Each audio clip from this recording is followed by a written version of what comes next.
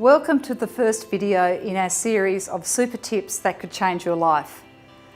This first one is about making sure you nominate a beneficiary for your super. As we'll see from Susanna's story, it can be critically important.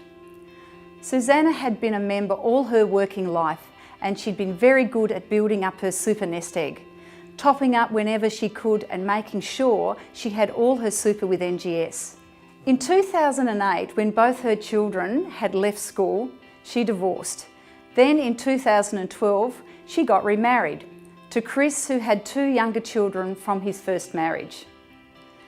They had talked about what would happen with their respective assets, super included, if either of them died, and they'd agreed that Susanna's super would go to her children. They also had the good sense to tell all the children about this, so everyone was clear. As it turned out, they only had 1 year together before Susanna developed a tumour and passed away quite suddenly. That was tragic enough, of course, but it got worse. Because Susanna hadn't formally nominated any beneficiaries for her super, the NGS trustee had to decide who the benefit should go to. Because Susanna's children were now both financially independent and Chris's children weren't, the trustee was obliged to direct some of the super money to Chris and his younger children. Susanna's children didn't receive the full benefit, as they had been given to expect. Understandably, they weren't at all happy with this, so they decided to contest the decision. To cut a long story short, it became quite costly and took a long time to resolve. Worst of all, it caused enormous stress and resentment between them. It could all have been so easily avoided.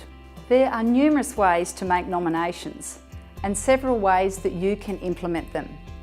If your personal circumstances are not straightforward, you should consider making what's called a binding nomination. What I would recommend to all our members is do what I did. I got some professional advice. I have a blended family myself, so based on that advice, I now have binding nominations in place for my 2 children from my first marriage, so my super would definitely go to them now.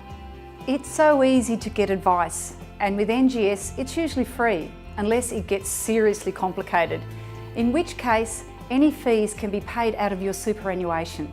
Given how easy it is to avoid so much pain and heartache, it really is a no-brainer to get advice and keep your beneficiaries up to date.